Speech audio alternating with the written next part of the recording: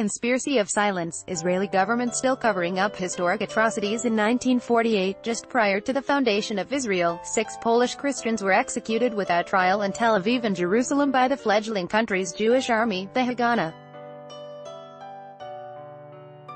An investigative analysis on the killings, dubbed the Rifkin Report, was compiled for future Prime Minister David Ben-Gurion, but has never been made public until now. Official refusal to disclose the document comes despite fervid recommendations by Chief Israeli State Archivist Drive Yaakov Lazowik, and the campaigning of the investigative Akevet Institute. According to Israeli official secrecy laws, the report should have been made accessible to the public in 1998, however, state archivists argued it should remain classified. Dr. Lazowik sought to reverse this decision in 2014, but his recommendation was opposed by Ilana Ilan, director of the Israeli Defense Force and Defense Establishment Archives. Democratic Resilience. Lazowik's case for declassification is available via various web resources. In it, he made clear there was no justification for refusing to publish the report after so many years had elapsed, and doing so demonstrated the state has something to hide. Copyright AP photo. Cabinet ministers of the new State of Israel are seen on May 14, 1948, at a ceremony at the Tel Aviv Art Museum, marking the creation of the new state. If after the passage of more than half a century the state is still concealing certain files from the public, it's only because they contain particularly dark secrets. That is what the reasonable individual understands. A democratic society is obliged to allow free discussion of its wars. The discussion is a guarantee of democratic resilience. This file perhaps contains material for such a discussion, but that is a reason to open it, not close it, he explained. The state archivist's impassioned plea was nonetheless ignored, and the government committee overseeing the release of classified files blocked its publication for a further 5 years on unarticulated grounds. However, ministers did not restrict citizens from viewing the report in the flesh at the Israeli archives. As a result, Akevet Institute researchers located and digitized a copy of the Rifkin report stored at the Yad Tabank in archives and prepared to publish it on their website, submitting its version to the Israeli military censor for review in November 2017. Several months later, they received a response. After Akevet issued a letter demanding the censor give its decision within 7 days, Akevet was provided with a copy of the report with each of the pages circled and stamped with the word "on hold," in other words, barred from publication, pending the final decision of the Military Censorship Committee. Despite several reminders, for the past 8 months, the committee has yet to provide a decision whether to allow the publication of this March 1948 document, the group writes.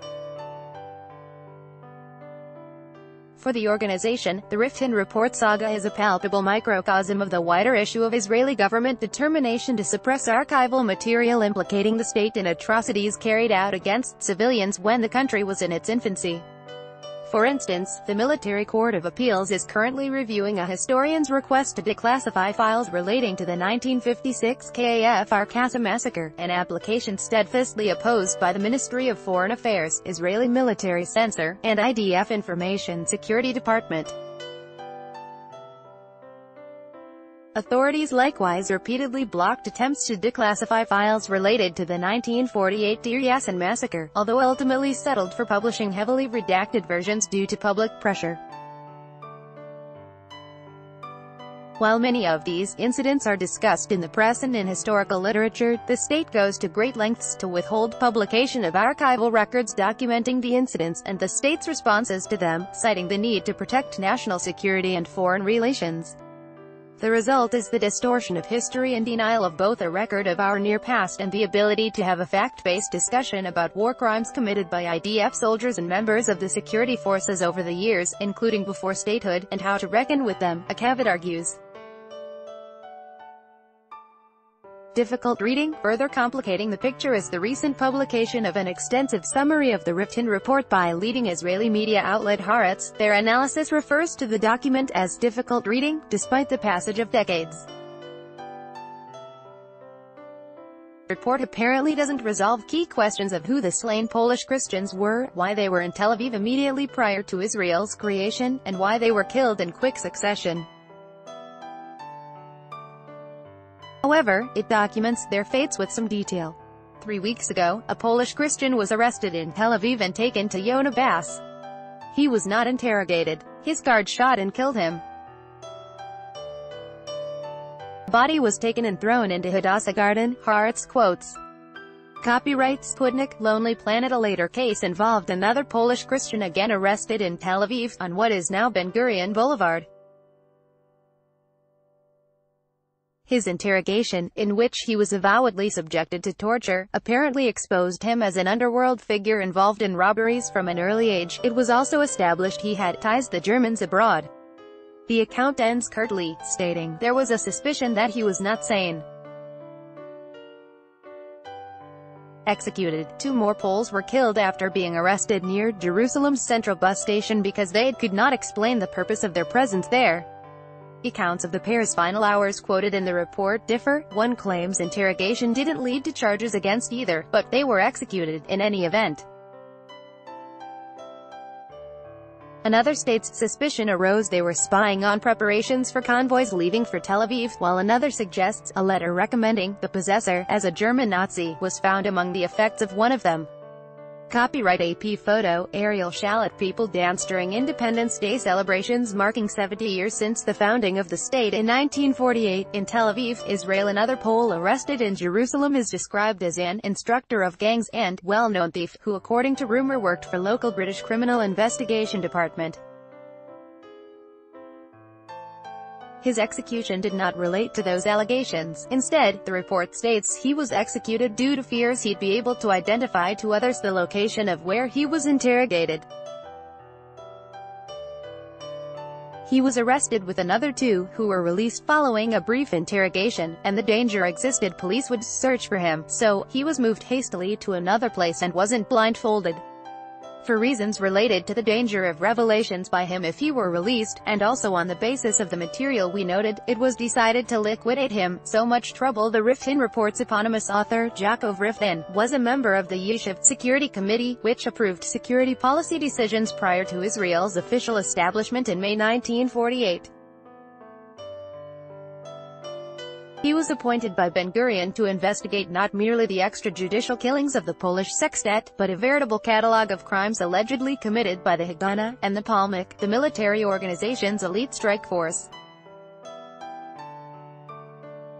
Serious complaints have reached me about disorder and lawlessness among several members of the organization, robbery of Arabs, murder of Poles and Arabs without cause or with insufficient cause, and in any case without trial, improper actions toward Jews as well, cases of theft, embezzlement of funds, torture of Arabs during interrogation and the like. Ben Gurion wrote in his appointment letter.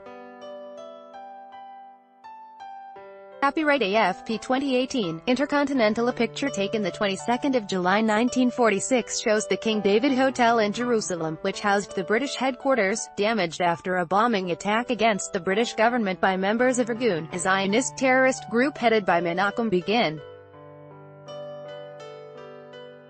Other incidents scrutinized by Riftin include the execution of a number of Arabs, including a taxi driver kidnapped by a Palmach unit along with his vehicle. He was put to death, and the car later used by the Mistarvim, a top-secret undercover unit who disguised themselves as Palestinians to carry out various controversial operations. Again, accounts of the driver's fate differ. One suggests there was no initial intention to kill him, merely to steal the car and leave him by the side of the road. However, when the individual began boasting of his active role in local gangs, Palmach operatives attempted to kidnap him in order to interrogate him further, but were forced to liquidate when he resisted forcefully. Another version of the story states instead attempts to subdue the driver with morphine before taking the car failed, so he was bundled into the vehicle's trunk, but he started pounding loudly from his makeshift cell, meaning agents were forced to shoot him thrice. Whatever the reality, the nameless taxi driver seems positively fortunate when compared to another anonymous Arab slain by Haganah agents at Kibbutz Niram in the Negev, a semi-desert region of southern Israel. He was subjected to interrogation by unauthorized persons, and cruel torture. His genital organ was clasped with pliers. His head was smashed against a wall. The Arab lay in a pit, was shot and covered over.